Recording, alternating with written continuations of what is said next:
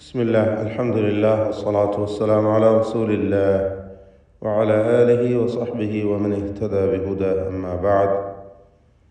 സൂറത്തുൽ അംബിയ 33 മുതൽ 35 വരെയുള്ള 3 വചനങ്ങൾ പാരായണം ചെയ്യുമ്പോൾ ശ്രദ്ധിക്കേണ്ട തജ്വീദ് നിയമങ്ങളാണ് സൂചിപ്പിക്കുന്നത്.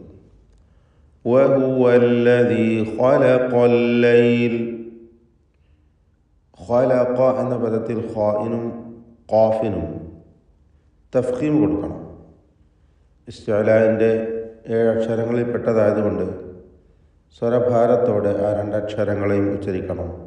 ഖ ല ഖ. ഇടയ്ക്ക് ലാമ് വന്നതുകൊണ്ട് ആ ലാമിൽ തഫ്ഖീം വരാതെ ശ്രദ്ധിക്കണം. ഖലഖൽ ലൈല വന്നഹാർ. ഈ പദത്തിലെ ഷദ്ദുള്ള നൂനിന് മുശദ്ദദയെ മണിക്കണം. വന്നഹാറ വശംസ വൽ ഖമർ. വശംസ എന്ന പദത്തിലെ സാക്കിനത മീമിന് ഇദ്ഹാർ ഷഫവി നൽകി മണിക്കാതെ വെളിവാക്കേണ്ടതാണ്. വശംസ വൽ ഖമർ. ഖമർ.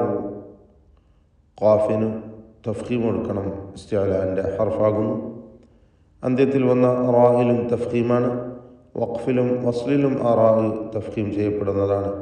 വൽ ഖമറ എന്ന് ചേർത്ത് വരുമ്പോൾ റായിനും ഫത്ഹ വരും. തഫ്ഖീം നൽകി റായിനെയും ഉച്ചരിക്കണം. വഖഫ് ചെയ്യുമ്പോൾ അതിന് സുക്കൂനായിരിക്കും. അപ്പോഴും തഫ്ഖീം തന്നെയാണ്, തടിപ്പിച്ച് ഉച്ചരിക്കണം. കുല്ലുൻ. ഈ പദത്തിലെ തൻവീനിന് ഇഖ്ഫാ ഹഖീഖി നൽകി മറച്ചു മണിക്കണം. ശേഷം ഫ ആണ് വന്നിട്ടുള്ളത്. മണിക്കലിൽ തർക്കീഖാണ് വേണ്ടത്.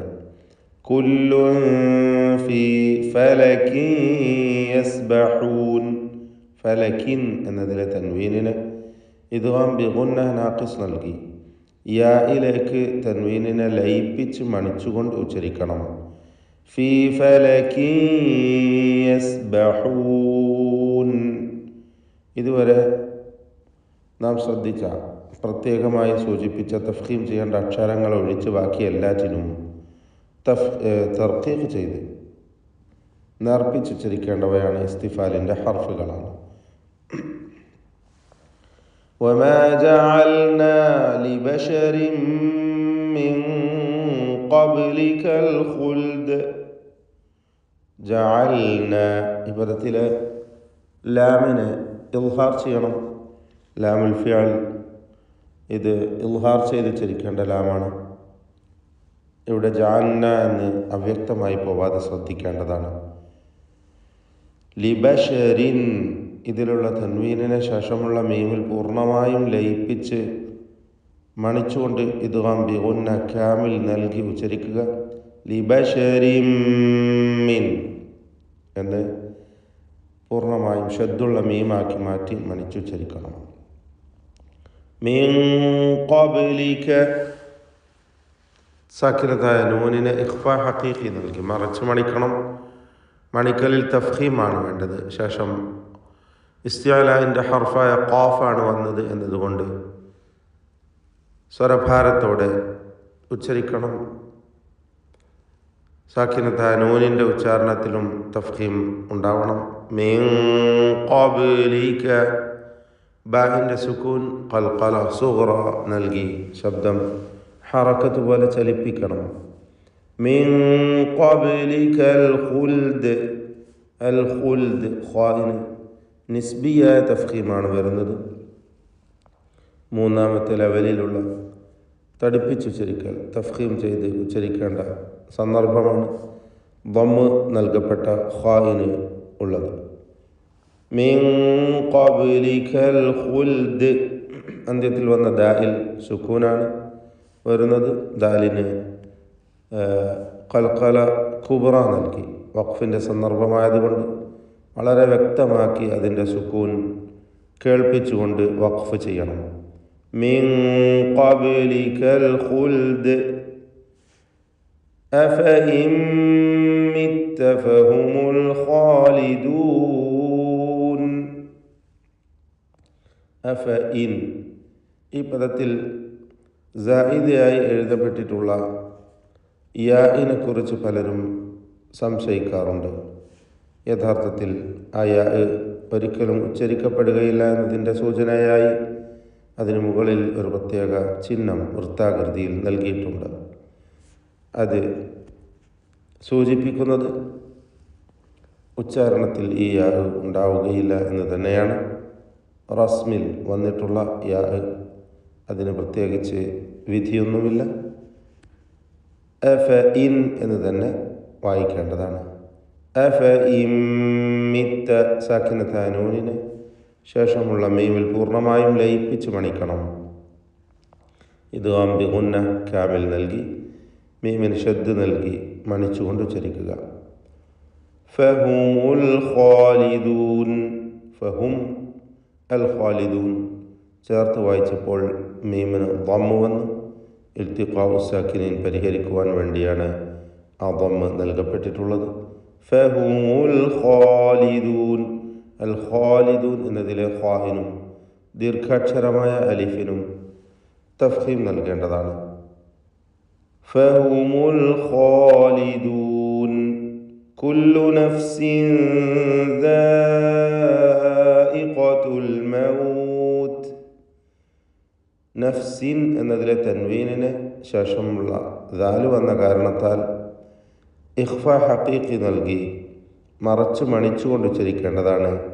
അവ്യക്തമാക്കി മണിക്കണം. കുല്ലു നഫ്സിൻ, നഫ്സിൻ എന്ന് നൂന് തൻവീനിൻ്റെ ഉച്ചാരണം അഥവാ ആ നൂനിൻ്റെ ശബ്ദം ക്ലിയറായി പോവാതെ വ്യക്തമാവാതെ അവ്യക്തമാക്കണം എന്നർത്ഥം. കുല്ലു നഫ്സിൻ ദാഇഖ, ഇതിലുള്ള ദീർഘമാകട്ടെ മദ് മുത്തസിൽ വാജിബ് എന്ന ദീർഘമാണ്. നിർബന്ധമായും അലിഫിനെ 4-5 ഹറക്കത്തിൻ്റെ അളവിൽ ദീർഘിപ്പിക്കണം. ദാഇഖാതു, ഖാഫിന് പൂർണ്ണമായ തഫ്ഖീം കൊടുക്കണം. ഇസ്തിഅലാൻ്റെ ഹർഫാണ്. ദാഇഖത്തുൽ മൗത്ത്, അൽ മൗത്ത്. ഇവിടെ മദ് ആരിദ് ലിസ്സുക്കൂൻ എന്ന ദീർഘത്തിൻ്റെ വിധി അനുസരിച്ച് ഈ വാവിന് അഥവാ മദ്ദുല്ലീൻ അല്ലെങ്കിൽ ഹർഫുല്ലീൻ എന്ന് വിളിക്കപ്പെടുന്ന വാവിനെ 2 ഹറക്കത്തിൻ്റെ അളവിൽ മാത്രം മതിയാക്കി ഖസ്റിൽ ഒതുക്കാം. അതല്ലെങ്കിൽ തവസ്സുത്ത് എന്ന രീതി അനുസരിച്ച് 4 ഹറക്കത്തിൻ്റെ അളവിൽ മിതത്വം സ്വീകരിക്കുകയോ അതല്ലെങ്കിൽ 6 ഹറക്കത്തിൻ്റെ അളവിലുള്ള ഇഷ്ബാഅ് നൽകി പൂർത്തിയാക്കുകയോ ചെയ്ത് വഖഫ് ചെയ്യാവുന്നതാണ്. വഖഫിൻ്റെ സന്ദർഭത്തിൽ മാത്രമാണ് ആ ദീർഘം വരുന്നത്. എന്നാൽ മിതത്വം സ്വീകരിച്ച് 4 ഹറക്കത്തിൻ്റെ അളവിൽ മതിയാക്കലാണ് ഉത്തമം. ദാഇഖത്തുൽ മൗത്ത്, ഹംസ് ഉള്ള അക്ഷരമായതുകൊണ്ട് അൽ മൗത്ത് എന്ന് കേൾപ്പിക്കണം എന്നാണ്.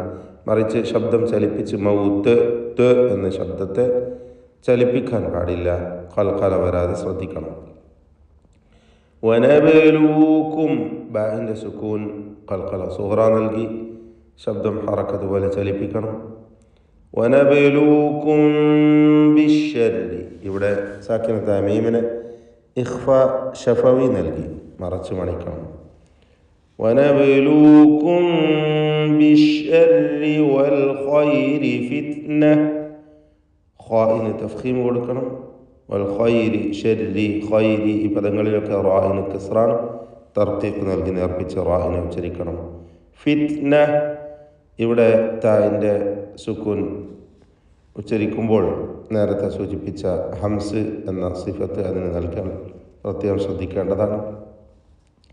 ഫിത്ന ചേർത്ത് ഓതുകയാണെങ്കിൽ ഫിത്നതൻ വ ഇലൈന, തൻവീൻ ഇദ്ഗാം ബിഗുന്ന നാഖിസ് നൽകി വാവിൽ ലയിപ്പിച്ച് മണിക്കണം.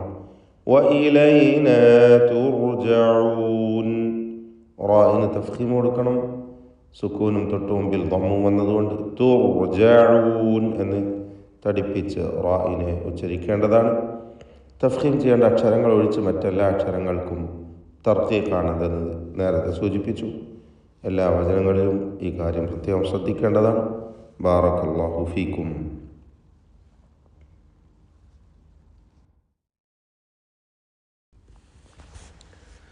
أعوذ بالله من الشيطان الرجيم. بسم الله الرحمن الرحيم. وهو الذي خلق الليل والنهار والشمس والقمر كل في فلك يسبحون. وما جعلنا لبشر من قبلك الخلد أفإن مت فهم الخالدون. كل نفس ذائقة الموت